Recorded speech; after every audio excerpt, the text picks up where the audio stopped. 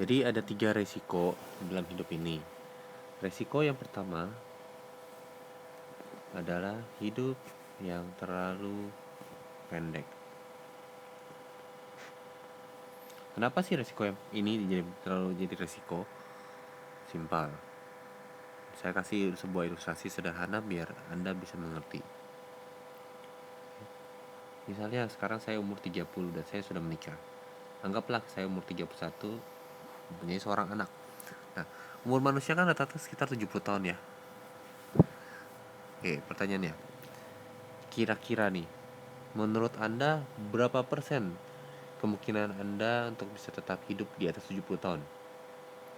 Dilihat dari pola makan Anda, pola tidur Anda, pola sering olahraga atau enggak, kira-kira berapa persen? 50-50 ya, benar ya? Rata-rata semua orang akan menjawab 50%. Kenapa? Karena ya sekali lagi, hidup itu di tangan Tuhan.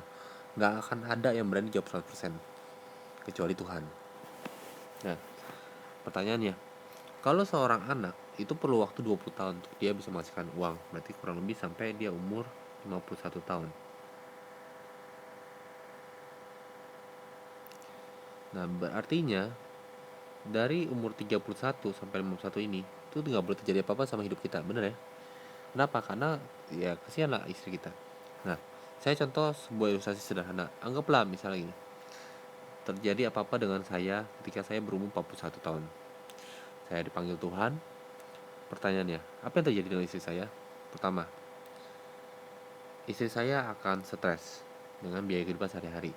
Kenapa? Karena idealnya sih sebenarnya sebagai seorang suami, saya mengharapkan ketika istri saya melahirkan, ya dia ngurusin anak, nggak perlu kerja lagi. Itu sih idealnya. Anggaplah, selesai dia ngurusin anak, dia nggak kerja lagi. Artinya dari 31 41, kalau dia sumur dengan saya, artinya gampang nggak teman-teman? Menurut Anda, seorang wanita umur 41 tahun mencari kerja? Yang kedua, karena dia mungkin dia lulusan kuliah atau lulusan universitas yang ternama, tapi pertanyaannya kalau udah 10 tahun ngurusin anak, masih ingat nggak dia pelajarannya? Mungkin sudah lupa ya. Nah, artinya yang pertama, dia pasti akan pusing dengan masalah biaya kehidupan sehari-hari. Yang kedua, anak saya perlu biaya sekolah. Ingat umurnya baru 10 tahun kan, waktu saya umur 41. Perlu, dari mana uangnya?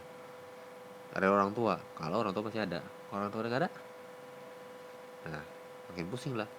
Nah, lalu apa yang terjadi ketika ternyata saya juga punya utang usaha, let's say 2M.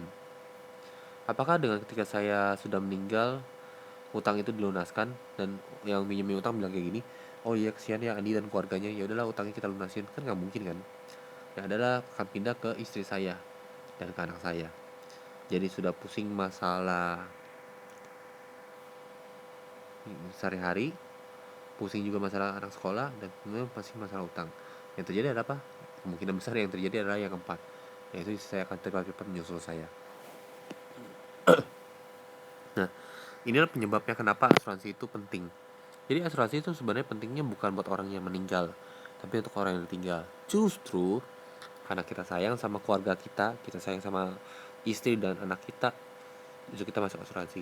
Sehingga kalau terjadi apa-apa dengan hidup kita, itu tidak menyusahkan mereka. Dan gaya hidup mereka tidak pernah berubah. Ya, ini yang pertama.